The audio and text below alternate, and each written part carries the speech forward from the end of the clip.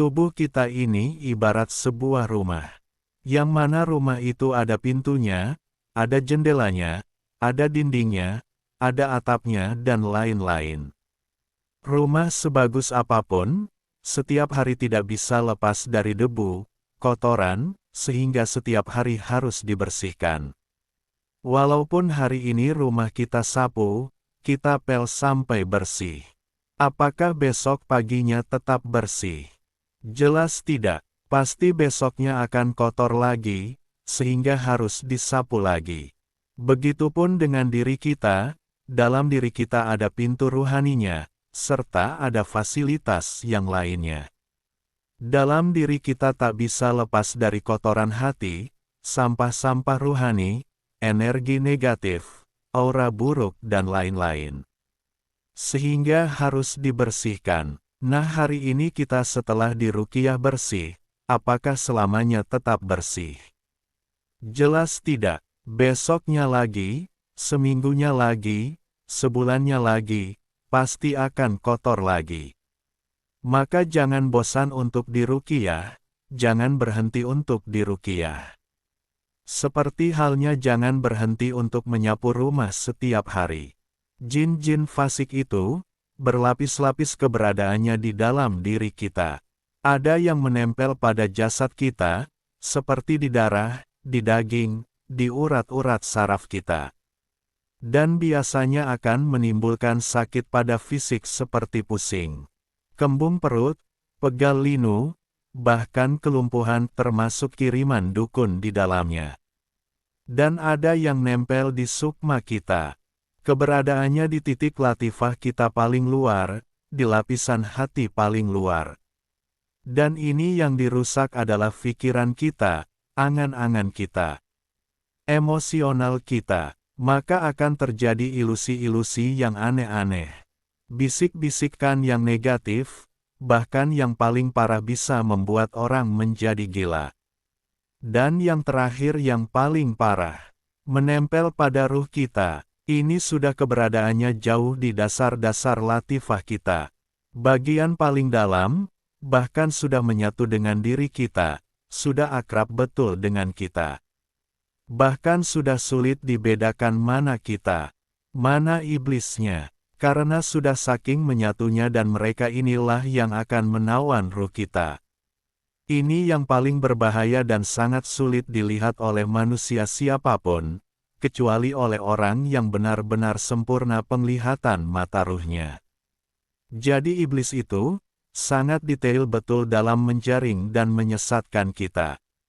Dan konsekuensi yang paling buruk, nanti ketika kita mati, ruh kita akan dibawa iblis. Lalu mati dalam keadaan su'ul khotimah alias mati tak membawa iman, dan kekal di neraka. Makanya dalam tahapan-tahapan bertoharoh atau membersihkan diri, itu ada 3 cara, sesuai dengan keberadaan iblis dan pasukannya di dalam diri kita. Salah satunya adalah dengan cara diruqyah dongkrak, untuk mengeluarkan pasukan iblis, yang menempel pada jasad kita. Jadi ruqyah dongkrak ini, hanya mampu mengeluarkan pasukan iblis yang kroco-kroco saja. Yang keberadaannya hanya di lapisan luar. Bagaimana efek akibat yang akan terjadi saat diruqyah? Setiap orang yang didongkrak di ruqyah itu tidak akan sama, karena kapasitas dan background ruhani setiap orang juga berbeda-beda. Berikut ini yang akan terjadi saat diruqyah. Muntah-muntah, mual-mual, menangis, teriak histeris, kontraksi, ngamuk-ngamuk, muntah darah, keluar keringat, tidur, pengen buang air besar, pengen buang air kecil, mencret, sakit kepala, kentut, sendawa, bersedih, berlinang air mata, pingsan dan lain-lain. Jadi saat diruqyah tidak mesti semuanya muntah-muntah, dan tidak mesti semuanya kontraksi. Berbeda-beda, seperti tiba-tiba, pasca diruqyah BAB terus selama 2 hari. Itu bagus, karena toksin, racun-racun dalam tubuh semuanya pada keluar, jadi bersih. Itulah beberapa efek saat dan pasca diruqyah. Tetap semangat membersihkan diri dari kotoran atau sampah-sampah ruhani. Jangan pernah berhenti dan jangan pernah merasa bersih. Justru semakin merasa bersih, semakin akan tambah kotor diri ini. Ciri-ciri gangguan jin. 1. Emosi yang tinggi dan sulit dikendalikan. Semisal seorang istri membantah suami atau anak membantah sama ibu, dengan sorot mata yang aneh, atau suami yang sering memaki istri karena hal kecil. 2. Sering ragu, was-was, ketakutan tanpa sebab yang jelas di hampir semua aktivitas. 3. Adanya dorongan kuat untuk melakukan perbuatan maksiat yang berulang-ulang disertai kemalasan dan kelesuan luar biasa untuk melakukan aktivitas sholat dan ibadah lain. 4. Sulit khusyuk dalam mengerjakan sholat, dan jika mampu mendirikan sholat maka sering lupa rokaatnya secara berulang-ulang. 5. Mempunyai tompel atau toh, karena sebagai sarangnya siluman. 6. Melemahnya hati, minder, suka menghayal melamun, menyendiri dan mengurung diri di kamar secara berlebihan atau mengasingkan diri dari kehidupan sosial. 7. Cepat lesu dan merasa capek, juga ngantuk saat dalam aktivitas kerja. 8. Sulit konsentrasi atau fokus pada sebuah tujuan, sering gagal, dan terganggu pikiran. 9. Merasakan sakit yang tidak kunjung sembuh, semisal pusing di kepala, mendengung di telinga, pegal di bahu, belikat dan paha, sakit gigi, mata, tenggorokan, lambung dan dada sesak tanpa sebab yang jelas. 10. Memandang remeh kegiatan ibadah dan lupa atau malas zikrullah. Depresi tingkat tinggi dan pikiran linglung. 11. Sering merasa sedih secara tiba-tiba hingga menangis tanpa sebab, jantung berdebar-debar keras. 12. Sering kesurupan baik separuh ingatan atau secara total. 13. Sering mendengar bisikan memanggil namanya sendiri, merasa ada yang mengajak bicara, mendengar bisikan menyuruh sesuatu kejahatan semisal membunuh, memperkosa, memukul, meloncat dari tempat yang tinggi, terjun ke sungai atau jurang, menabrakan diri dan lain-lain.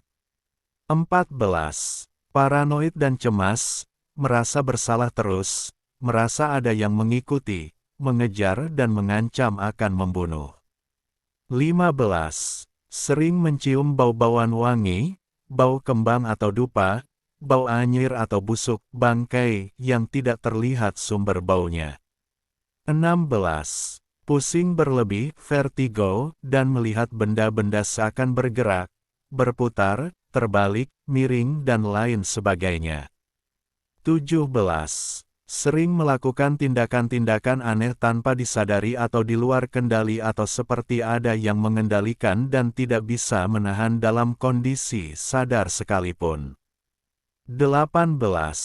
Memiliki kemampuan supranatural semisal tiba-tiba dapat meramal, menerawang, membaca pikiran orang lain atau mengetahui peristiwa yang akan terjadi.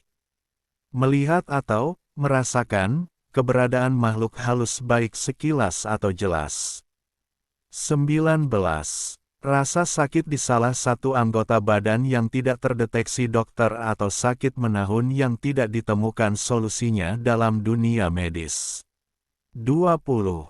Sering tertawa sendiri, semisal melihat makhluk lucu yang tidak dilihat orang lain. 21. Susah tidur, insomnia, gelisah, cemas dan sering terbangun di malam hari. Dalam kondisi akut biasanya baru bisa tidur jam 3 pagi atau tidak tidur sama sekali berhari-hari. 22. Susah bangun dan banyak tidur sehingga tidak bisa melakukan ibadah dan aktivitas yang diinginkan. 23. Tindihan, mimpi seakan-akan dihimpit benda yang berat dan sulit untuk melepaskan diri dari himpitan tersebut, atau mimpi melihat sesuatu yang mengancam dan menakutkan, seperti ingin berteriak minta tolong namun mulut seperti terkunci. 24. Mimpi melihat sesuatu yang mengerikan atau melihat berbagai binatang menyeramkan semisal ular, serigala, tikus besar, harimau dan lain-lain. 25. Sering ngigau, tertawa, menangis, berteriak, mengomel, merintih atau bahkan jalan-jalan pada saat tidur kondisi mata tertutup. 26. Mimpi seolah-olah jatuh dari tempat yang tinggi dan semua yang berkaitan dengan tempat tinggi, seperti mendaki tempat yang tinggi, semua mimpi tentang kuburan, melihat proses penguburan, menguburkan, dikuburkan, atau duduk-duduk di kuburan, tempat sampah atau jalan dan lingkungan yang seram dan mengerikan. 27. Mimpi melihat orang yang aneh seperti tinggi sekali, pendek sekali, putih sekali atau hitam sekali. 28. Mendengkur dengan keras seperti harimau, dan sebagainya dan gigi yang berbunyi waktu tidur. 29. Mimpi bertemu dengan orang yang sama, laki, perempuan, berkali-kali dan ingin bertemu dengan orang yang dimimpikan tersebut. 30. Mimpi melihat atau bertemu keluarga yang sudah meninggal, melihat mayat, mimpi mati, mimpi berbicara dengan orang yang mati dan semua mimpi yang berhubungan dengan kematian. 31. Mimpi melihat suatu peristiwa dan keesokan harinya mengalami peristiwa persis seperti yang dialami dalam mimpi tersebut. Gejala tipes, tubuh seperti terbakar atau terpanggang api panas namun ketika dicek dengan termometer temperatur tubuh normal. 32. Sering mengalami peristiwa kecelakaan kendaraan, ngantuk di jalan atau bahkan gerakan tangan yang tidak bisa dikendalikan. 33. Impotensi, sering terjadi pada mantan praktisi ilmu hitam semisal dukun, berbagai praktisi ilmu tenaga dalam, praktisi ilmu kebatinan, senam pernafasan, khodam amalan wirid overdosis ribuan tidak bersanad, ilmu laduni instan, susuk, menelan pelor, aktivasi otak tengah, aktivasi jin, pernah mengamalkan wirid aneh-aneh. 34. Mandul, jin bersarang di dalam rahim atau menghalangi sel telur yang masuk ke rahim, atau bahkan sampai merusak setiap janin yang sudah jadi atas suruhan dukun. 35. Kista, miom, penyakit ini sudah lama menjadi misteri di dunia kedokteran. 36. Victor, pikiran kotor, jin bersarang di mata laki-laki, dan mengendalikannya saat memandang lawan jenis hingga tidak berkedip. Kadang jin bersarang di kemaluan, laki-laki, dan dada, berupa hawa panas, bagi perempuan, dan membuat pikirannya kotor saat melihat lawan jenisnya. 37. Stroke ringan, tidak bisa berdiri saat mau sholat, atau tidak bisa melakukan gerakan tertentu dalam sholat. 38. Hipertensi, jantung bocor, paru basah, batuk menahun, kolesterol, asam urat, pengapuran dan penyakit lain yang tidak kunjung sembuh. Hal ini bisa disebabkan secara medis atau non-medis. 39. Jomblo menahun, sulit menikah, sulit dapat jodoh yang cocok, tidak mau menikah, atau selalu melihat calon suami, istri tiba-tiba menjadi mengerikan hingga akad yang direncanakan bubar. 40. Kedutan di sebagian atau seluruh tubuh dengan frekuensi yang mengganggu. 41. Eksim, atau gatal yang sporadis ataupun lebih ringan dari itu yang tidak sembuh-sembuh. 42. Anak yang hiperaktif dan sangat nakal, bertenaga super saat marah, susah dibangunkan sholat dan tidak mau belajar mengaji dan pembantah dengan sorot mata aneh. 43. Anak indigo, sering ngobrol sendiri dan mengaku memiliki teman gaib atau mampu melihat jelmaan makhluk halus. 44. Diperkosa jin. Mimpi didatangi laki-laki dalam bentuk bayangan hitam atau bentuk aneh, menyerupai makhluk alien. 45. Peristiwa hilangnya bayi dalam kandungan disertai kemunculan kembali setelah beberapa tahun kemudian dan ingin diakui anak.